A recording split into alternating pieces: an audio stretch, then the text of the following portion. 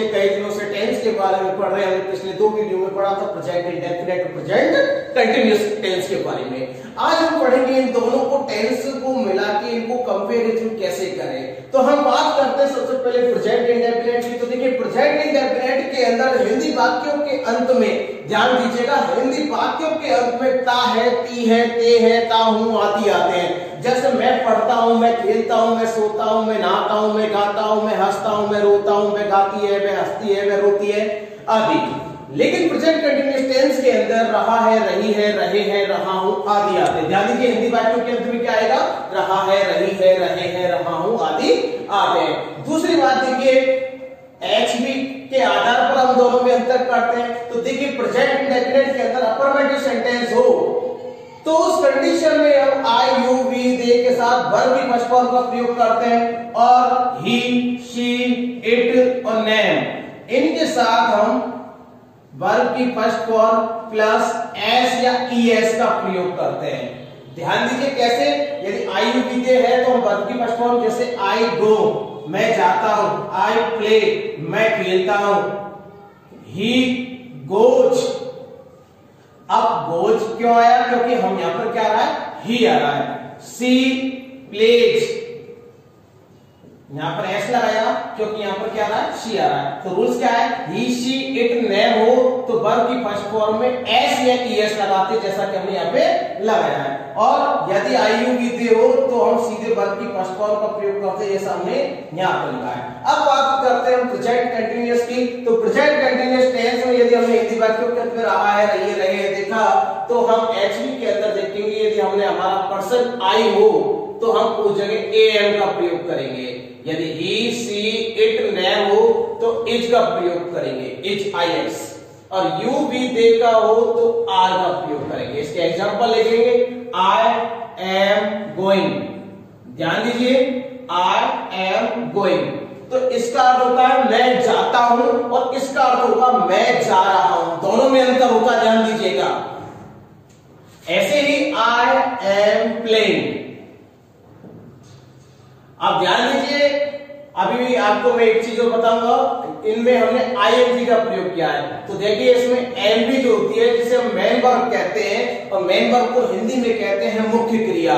और मुख्य क्रिया कौन सी होती है? जैसे पढ़ना, खेलना, रोना, हंसना, गाना आदि। जैसे जाना को अंग्रेजी में हम गो कहते हैं, याद करने को हम लर्न कहते हैं, सोने को हम स्लीप कहते हैं। तो हम इनमें क्या लगा देंगे? आईएनजी लगा देंगे, और इसे इंग्लिश ग्रामर की भाषा में बी4 कहा जाता है। ध्यान दीजिए, बी4 कहा जाता है, या वर्ब की फर्स्ट फॉर्म प्लस आईएनजी। जैसे हमने गो में आईएनजी ऐड किया तो बन गया हमारा गोइंग। प्ले में हमने आईएनजी ऐड किया, वर्ब की फर्स्ट फॉर्म प्लस आईएनजी। जैसे मान के चलिए हमने यहाँ पे गो, और गो में हमने आईएनजी ऐड किया तो बन गया हमारे यहाँ पे गोइंग। और यहाँ पर हमने PLAY ऐड किया और इसमें आईएनजी लिखा तो यहाँ पर बन गया प्लेइंग। तो ध्यान दीजिए कंटिन्यूअस टेंस में आईएनजी फॉर्म आएगी। तो आई एम गोइंग, अब देखते हैं हम कोई एग्जांपल लेते हैं ही के साथ वाला। तो ही के साथ क्या प्रयोग होता है? Is going. आप देखिए दोनों का अर्थ होता है आई एम गोइंग मैं जा रहा हूं, ही इज गोइंग वह जा रहा है। ऐसे ही हम यू आर गोइंग, तो देखो रूल क्या था कि यदि मान के चलिए यू भी दे हो तो हम आर का प्रयोग करेंगे। तो क्या आ गया पे यू आर गोइंग। तो ध्यान दीजिए अफर्मेटिव सेंटेंस यदि प्रेजेंट इंडेफिनिट का है तो उसमें केवल वर्ब फर्स्ट का प्रयोग होगा। यदि कंटीन्यूअस टेंस है, रहा है, रही है, रहे आदि आ रहे हैं तो उसमें वर्ब की फोर्थ फॉर्म का प्रयोग होगा, साथ में इज एमआर का प्रयोग होगा। अब बात करते हैं हम नेगेटिव सेंटेंस की। नेगेटिव सेंटेंस में इसमें थोड़ा सा रूल परिवर्तन हो जाता है, ध्यान दीजिए यहाँ पर। यदि आई हो, यू हो, वी हो और दे हो तो उस कंडीशन में इनके साथ डू नॉट का प्रयोग किया जाता है और साथ ही वर्ब की फर्स्ट फॉर्म का प्रयोग किया जाता है। जबकि ही, शी, इट और नेम इनके साथ आपको प्रयोग करना है डज प्लस वर्ब की फर्स्ट फॉर्म। ध्यान दीजिए एस या यस केवल हमारा अफर्मेटिव सेंटेंस में ही आना है बस। अब बात करते हैं प्रेजेंट कंटीन्यूअस टेंस की। तो प्रेजेंट कंटीन्यूअस टेंस में हम वही आई के साथ एम का, ही के साथ एम के साथ एच का, यू भी दे के साथ आर का, परंतु हम इनके बाद किसका प्रयोग कर देंगे, नॉट का प्रयोग कर देंगे। जैसे एम आर एज, इनके बाद क्या लग जाएगा, नॉट। अब देखते हैं एग्जांपल नेगेटिव सेंटेंस का प्रेजेंट इंडेफिनिट में। जैसे यहां लिखा था मैंने आई गो, मैं जाता हूं, तो यहां सेंटेंस हो जाएगा आई डोंट गो, मैं नहीं जाता हूं। आई डोंट प्ले, मैं नहीं खेलता हूं। ही के साथ क्या आता है, डज, डज के बाद नॉट, और go, he does not go. He does not play. अब बात करते हैं हम कंटिन्यूअस टेंस की। तो कंटिन्यूअस टेंस में नेगेटिव हो तो बहुत सरल है, इसमें तो थोड़ा डू नॉट पर फर्स्ट फॉर्म वगैरह नियम बहुत सारे कठिन थे, लेकिन यहाँ पर सिंपल फॉर्मूला है कि जैसे मान के चलिए कोई सेंटेंस है हमारा, मैं नहीं जा रहा हूं, तो इसकी अंग्रेजी बनेगी आई एम नॉट गोइंग। मैं नहीं खेल रहा हूं, आई एम नॉट प्लेइंग। वह नहीं खेल रहा है, he is not playing। वह नहीं जा रहा है, he is not going। क्या, सॉरी, तुम नहीं जा रहे हो, तो यू के अकॉर्डिंग आर के बाद नॉट, और जाने को कहते हैं गो, और उसमें लग गई आईएनजी। तो ध्यान दीजिए नेगेटिव हो गया आपका। नेगेटिव के बाद हम बात करते हैं इंटरोगेटिव सेंटेंस की। अब देखिए इंटरोगेटिव सेंटेंस में क्या होता है। इंटरोगेटिव जो सेंटेंस होता है उसमें आपको एचवी का प्रयोग पहले करना होता है, फिर उसके बाद आप सब्जेक्ट का प्रयोग करेंगे, फिर आप एमबी का प्रयोग करेंगे, यानी मेन वर्ब का प्रयोग करेंगे प्लस ऑब्जेक्ट।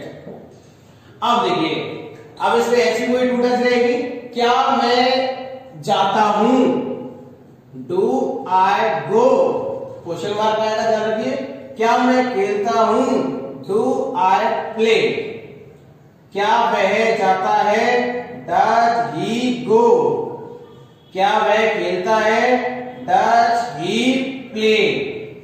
तो ध्यान दीजिए रूल्स वही है, बस इसमें जो एचवी होती है वो हमारी सब्जेक्ट से पहले आती है। ध्यान दीजिए एच कहां आएगी, सब्जेक्ट से पहले। ऐसा कैसे रूल हमारा प्रेजेंट कंटिन्यूअस टेंस में भी होता है। अब देखिए कैसे प्रेजेंट कंटिन्यूअस टेंस में, जैसे मान के चलिए हमने बोला क्या मैं जा रहा हूं, एम आई गोइंग। क्या मैं खेल रहा हूं, एम आई प्लेइंग। क्या वह खेल रहा है, इज ही। खेलने को कहते हैं प्लेइंग। क्या तुम खेल रहे हो, आर यू प्लेइंग। तो हमने यहां पर क्या लगाया, एज एम आर को आगे लगा दिया। यहां क्या किया, डू और डज को आगे लगा दिया। अब देखिए एक सेंटेंस ऐसा होता है जिसमें व्यक्ति क्वेश्चन भी पूछता है और नेगेटिव का भी भाग होता है। तो देखिए वो सरल है, कोई ज्यादा कठिन नहीं है। जैसे मान के चलिए आपका एचवी आपको उसमें पहले लिखनी होती थी, उसके बाद आपको सब्जेक्ट का प्रयोग करना होता था, बस आपको यहां पर नॉट का प्रयोग करना है, प्लस एमबी प्लस ऑब्जेक्ट। अब देखिए क्या मैं नहीं खेल रहा हूं और क्या मैं नहीं खेलता हूं। तो पहले हम बोलते हैं क्या मैं नहीं खेलता हूं। तो सबसे पहले हमने देखा आई के अकॉर्डिंग हमने लगा दिया do I not play, question mark. क्या मैं नहीं जाता हूं, डू आई नॉट गो।